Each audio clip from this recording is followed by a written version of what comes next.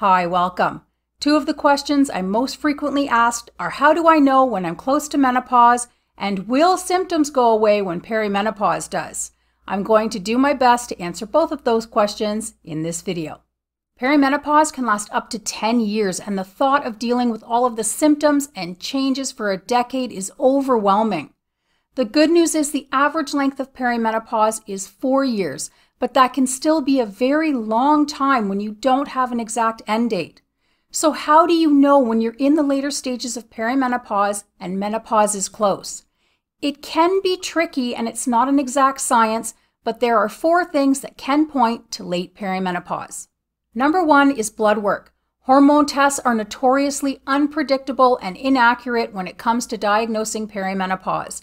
In fact, there are no tests for perimenopause. Hormones are all over the place and estrogen is usually normal in early to mid perimenopause, so most of the time your blood work will come back completely fine and you'll be told there's nothing wrong. But hormone tests can diagnose menopause and postmenopause. So if you're in late perimenopause and FSH is high and estrogen is low, these tests can be very useful, especially if you've had a hysterectomy and you can't use your cycles to gauge where you're at. Which brings me to number 2. Skipping cycles. Periods can be chaotic and unpredictable, as many of you likely know. They can become 5 levels of crazy and sometimes concerning, but skipping periods is a good sign that you're headed toward menopause. In fact, the more cycles you skip, the closer you are in most cases. If you're skipping 3 or 4 periods in a row, you likely don't have much longer to go. Another strange and concerning occurrence that's been shared with me numerous times and actually happened to me is the period that won't stop. I couldn't find any research on it, but it seems to be a frequent phenomenon. I had a month-long period 2 months before my cycle stopped, and I've heard similar stories from other women.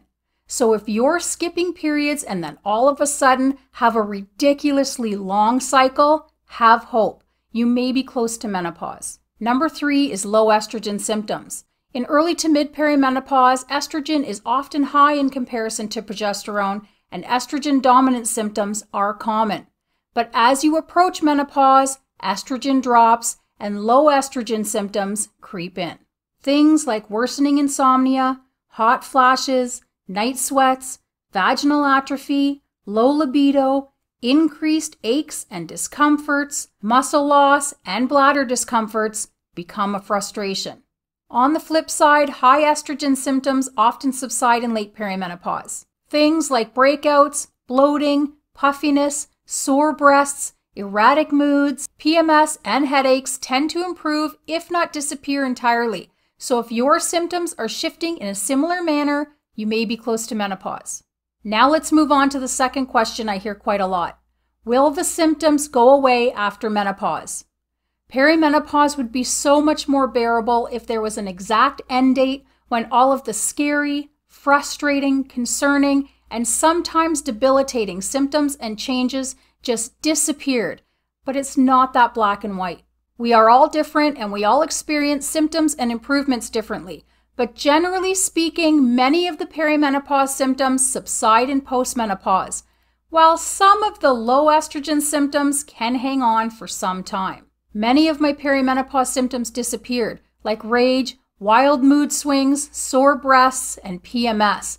And with supplements, I've seen improvements in things like anxiety, digestion, body-wide aches and pains, and dizziness. But I still have some symptoms nagging me like tinnitus, dry eyes, brain fog, fatigue, and sleep issues. Overall, though, I'm doing much better in postmenopause.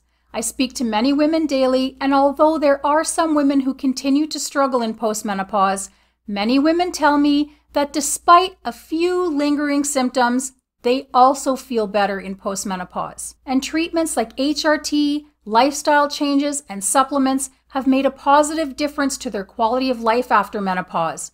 So have hope if you're still in the thick of the perimenopause chaos right now. It can seem like an eternity of suffering and frustration. Trust me, I know I lived it for years, but there is light at the end of the tunnel for a large percentage of women. It might take some work and clean living, but it is possible to feel better in postmenopause. Living our best lives is the goal, and I hope all of you get to enjoy your golden years. I also wish each of you health, happiness, and peace of body and mind, and I'll see you in the next video. Bye for now.